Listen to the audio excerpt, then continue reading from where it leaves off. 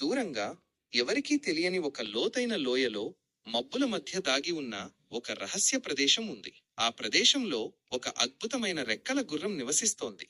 దాని రెక్కలు స్వచ్ఛమైన తెల్లగా మెరిసిపోతూ ఉంటాయి. ఆ గుర్రాన్ని సొంతం చేసుకున్న వారికి ఏదైనా సాధించే శక్తి వస్తుందని ఒక పురాతన కథ ప్రచారంలో ఉంది. ఆ కథను నమ్మిన వాళ్లలో సిద్ధార్థ్ అనే ఒక సాహసి కుర్రాడు ఉన్నాడు. చిన్నప్పటి నుండి అతనికి అద్భుతమైన విషయాలంటే చాలా ఇష్టం. ఆ రెక్కల గుర్రాన్ని ఎలాగైనా సొంతం చేసుకోవాలని అతను కలలు కనేవాడు. గుర్రం ఉండే రహస్య ప్రదేశానికి వెళ్లడం చాలా కష్టం అని అందరూ చెబుతుండేవారు. దారిలో ఎత్తైన కొండలు, లోతైన అగాధాలు, భయంకరమైన జంతువులు ఉంటాయని హెచ్చరించారు. కానీ సిద్ధార్థ్ తన నిర్ణయాన్ని మార్చుకోలేదు. ఒక మంచి రోజున సిద్ధార్థ్ తన ప్రయాణాన్ని మొదలుపెట్టాడు. తనతో పాటు కొద్దిగా ఆహారం, నీరు మరియు ఒక బలమైన తాడు తీసుకువెళ్లాడు. దారిలో అతను ఎన్నో కష్టాలను ఎదుర్కొన్నాడు. కొన్నిసార్లు దట్టమైన అడవుల్లో దారి తప్పాడు. కొన్నిసార్లు చల్లని గాలులకు వణికిపోయాడు. కాని అతని మనసులో ఆ రెక్కల గుర్రం యొక్క చిత్రం మెదులుతూ ఉండటంతో అతను ముందుకు సాగాడు. ఎట్టకేలకు ఎన్నో రోజుల ప్రయాణం తర్వాత సిద్ధార్థ్ ఆ రహస్యలోయను చేరుకున్నాడు. అది నిజంగానే చాలా అందంగా ఉంది. చుట్టూ ఎత్తైన కొండలు, మధ్యలో పచ్చని లోయ, స్వచ్ఛమైన నీటి ప్రవాహాలు అతన్ని ఆశ్చర్యపరిచాయి. ఇప్పుడు ఆ రెక్కల గుర్రాన్ని ఎలా కనుగొనాలి అని అతను ఆలోచించసాగాడు. అతను చుట్టూ కలిగి తిరిగాడు. ప్రతి మూలను పరిశీలించాడు. కాని గుర్రం ఎక్కడా కనిపించలేదు.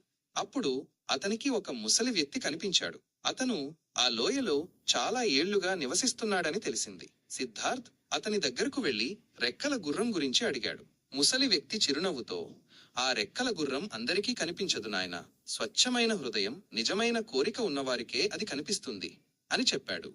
సిద్ధార్థ్ ఆ మాటలను అర్థం చేసుకున్నాడు. అతను తన మనసును ప్రశాంతంగా ఉంచుకుని తన నిజమైన కోరిక ఏమిటో ఆలోచించాడు. అతనికి ఆ గుర్రాన్ని కేవలం తన స్వార్థం కోసం కాకుండా మంచి పనులు చేయడానికి ఉపయోగించాలని ఉంది. అతను ఒక కొండపై కూర్చుని ఆకాశం వైపు చూస్తూ తన కోరికను గట్టిగా మనసులో అనుకున్నాడు. అకస్మాత్తుగా అతని కళ్ల ముందు ఒక మెరుపు కనిపించింది. అతను ఆశ్చర్యంగా చూస్తుండగా ఆకాశం నుండి ఒక తెల్లని కాంతి దిగిరావడం మొదలైంది. అదిగో, ఆ కాంతిలో ఆ అద్భుతమైన రెక్కల గుర్రం ఉంది.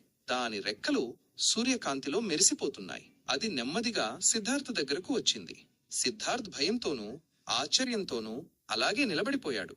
గుర్రం అతని దగ్గరకు వచ్చి అతని చేతిని తన ముక్కుతో తాకింది. ఆ స్పర్శ చాలా మృదువుగా ఉంది.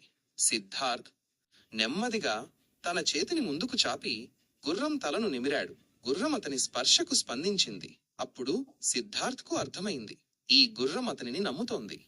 ముసలి వ్యక్తి చెప్పిన మాటలు నిజమయ్యాయి. సిద్ధార్థ్ యొక్క స్వచ్ఛమైన హృదయం మరియు నిజమైన కోరికే ఆ గుర్రాన్ని అతని ముందుకు తెచ్చాయి. సిద్ధార్థ్ ఆ రెక్కల గుర్రంపై ఎక్కాడు. గుర్రం తన పెద్ద రెక్కలను విప్పి ఆకాశంలోకి ఎగరడం మొదలుపెట్టింది. ఆ అనుభూతి సిద్ధార్థ్కు మాటల్లో చెప్పలేనిది. అతను మేఘాల మధ్య ఎగురుతూ భూమిని చాలా ఎత్తు నుండి చూస్తూ ఎంతో సంతోషించాడు. ఆ రోజు నుండి సిద్ధార్థ్ ఆ రెక్కల గుర్రాన్ని తనతోనే ఉంచుకున్నాడు. అతను దాని సహాయంతో ఎన్నో మంచి పనులు చేశాడు. పేదవారికి సహాయం చేశాడు. కష్టాల్లో ఉన్నవారికి అండగా నిలిచాడు. అతని ధైర్యం, నిజాయితీ మరియు రెక్కల గుర్రం యొక్క శక్తితో అతను ఏదైనా సాధించగలడని అందరూ నమ్మారు. ఈ విధంగా సిద్ధార్థ్ తన స్వచ్ఛమైన హృదయంతో మరియు నిజమైన కోరికతో ఆ రహస్యమైన రెక్కల గుర్రాన్ని సొంతం చేసుకున్నాడు మరియు తన జీవితాన్ని ఒక గొప్ప లక్ష్యం కోసం అంకితం చేశాడు.